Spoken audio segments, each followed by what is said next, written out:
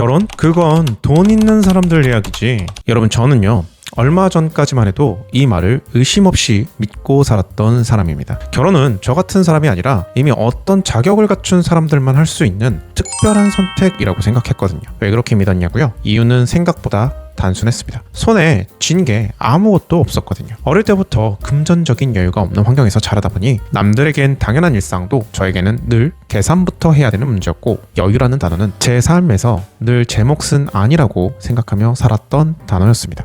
그래서 사실 돈을 버는 직장인이 되면 뭔가 달라질 줄 알았어요. 하지만 현실은 잔인할 만큼 이전의 삶과 다를 게 없더라고요. 중소기업 월급과 제 뻔한 재정 상태로는 결혼은 여전히 먼 나라의 이야기였고, 여유로운 생활은 여전히 저한테 없었죠. 그래서 저는 스스로 이렇게 생각하곤 했습니다. 결혼은 이번 생에 나에게 없을 수도 있는 일이겠구나. 그렇게 막연한 어둠 속에서 저는 제 인생의 가장 중요한 선택지 하나를 혼자서 아무 말 없이 조용히 지워버렸습니다.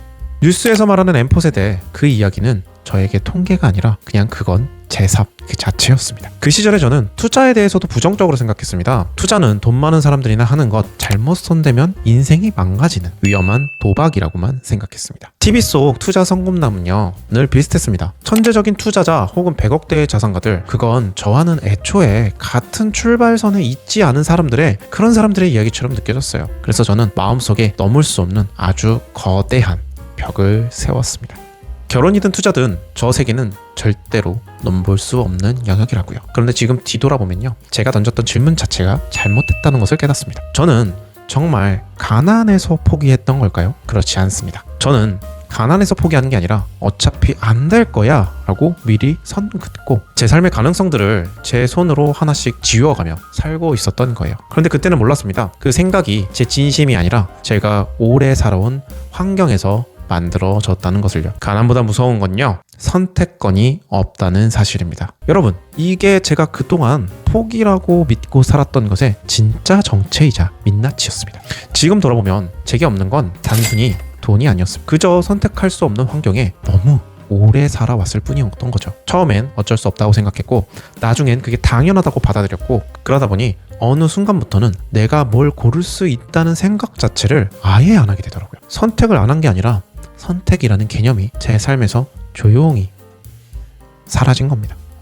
그래서 어느 순간부터는 무언가를 고른다는 감각 자체가 점점 사라졌고, 선택이라는 말은 제 인생에서 더 이상 쓰이지 않는 언어가 되어 있었습니다. 물론 돈이 없으면 결혼은 쉽지 않습니다. 하지만 돈이 많지 않아도 서로를 믿으면서 시작하는 커플들은 분명히 존재합니다. 그 모습을 보면서 저는 이런 생각이 들었어요. 결국 차이는 돈의 액수가 아니다. 그 선택지를 내 인생 안에서 한 번쯤 꺼내볼 수 있다고 생각해 본 적이 없었다는 것.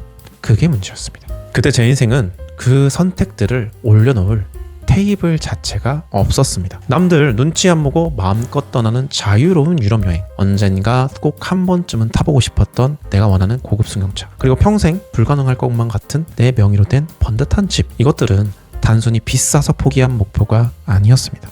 제 삶이라는 메뉴판에서는 아예 존재하지 않는 메뉴에 가까웠으니까요. 메뉴판에서 사라진 메뉴는 사람마다 다르겠지만 본질은 같습니다. 그게 무엇이든 내가 해볼 수 있는 일이라고 떠올려볼 기회조차 잃어버렸다는 것. 여러분, 그래서 지금의 저는요, 분명히 말할 수 있습니다. 저는 정말 가난해서 포기했던 게 아니었습니다. 가난에 젖어 선택지가 보이지 않는 삶을 너무 오랫동안 당연하게 받아들이며 살았을 뿐입니다. 저는 돈이 없었던 사람이 아니라 인생을 선택할 수 있는 감각을 통째로 잃어버린 사람이었습니다. 자유의 가격은 생각보다 싸다. 인생을 고를 수 있다는 감각을 잃어버린 채 살던 제가 그 감각을 되찾기 위해 가장 먼저 했던 생각은 역시나 돈이었습니다. 자유를 얻으려면 최소 10억 원 있어야 된다고 굳게 믿고 있었습니다. 이 정도 거액이 있어야 내 인생을 내 뜻대로, 내가 원하는 방향대로 움직일 수 있다고 생각했어요. 하지만 아니었습니다. 4년 전 저는 공모주와 적립식 투자를 알게 되면서 주식 투자를 시작하게 됐습니다. 사실 큰 기대는 없었어요. 그런데 몇 달 만에 20% 정도의 수익을 보게 된 순간 제 안에서 처음으로 그런 감각이 깨어났습니다. 아, 이건 한 방을 노리는 도박이 아니라 내가 계속 이어나갈 수 있는 삶의 선택이구나. 물론 시련도 있었습니다. 하락장을 겪으며 계좌가 파랗게 변할 때도 있었죠. 그래서 저는 그냥 계좌를 덮어두고 시간을 보냈습니다. 그리고 2년 뒤 다시 주식시장이 살아났을 때 제 계좌에는 50%라는 경이로운 수익률이 찍혀 있었습니다. 그 순간 저는 깨달았습니다.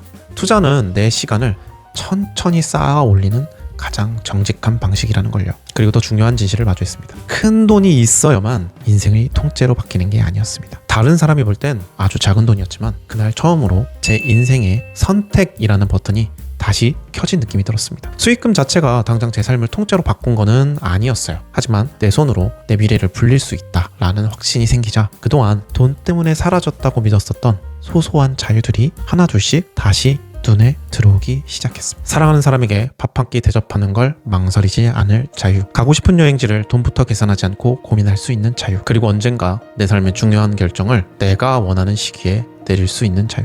자유로 들어가는 문턱은 제가 상상했던 것보다 훨씬 낮았습니다. 비싸서 아예 고를 수 없다고 생각했던 제 인생의 메뉴들이 생각보다 아주 작은 돈으로 다시 선택할 수 있는 것들이었다는 걸 그때 알게 됐습니다. 물론 그 깨달음이 하루아침에 인생을 바꾼 건 아니었어요. 다만 그날 이후 제 선택은 분명히 달라지기 시작했습니다. 이제 내 인생은 내가 선택합니다. 그렇게 깨달음을 얻고 투자를 이어온 지금 제 삶에는 작지만 분명한 숫자들이 쌓여 있습니다. 누적 수익금 750만원, 단일 종목 기준 최대 수익률 107%.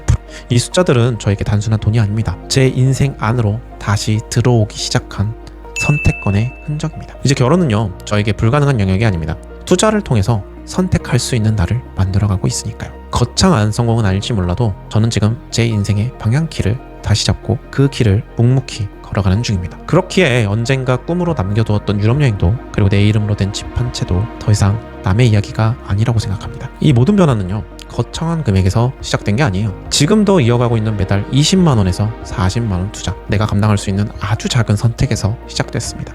유튜브에서는 수억 원을 벌었다는 이야기들이 넘쳐납니다. 그들에 비하면 제 수익금 750만원은 작아 보일 수 있습니다. 하지만 이 돈 덕분에 제 인생의 메뉴판에는 내가 직접 결정할 수 있는 선택지 하나가 더 늘었습니다. 돈에 끌려다니는 삶이 아니라 내가 내 삶의 방향키를 잡고 있다는 감각, 저는 그 감각 하나로 충분합니다. 머니스타드는 부자가 되는 이야기를 하지 않습니다. 머니스타드는 잃어버렸던 선택지를 하나씩 되찾아가는 여정입니다. 아주 작은 돈으로 시작해 내 삶의 주인이 되는 기적. 여러분도 그 기적을 지금 이 순간부터 충분히 만들어갈 수 있습니다.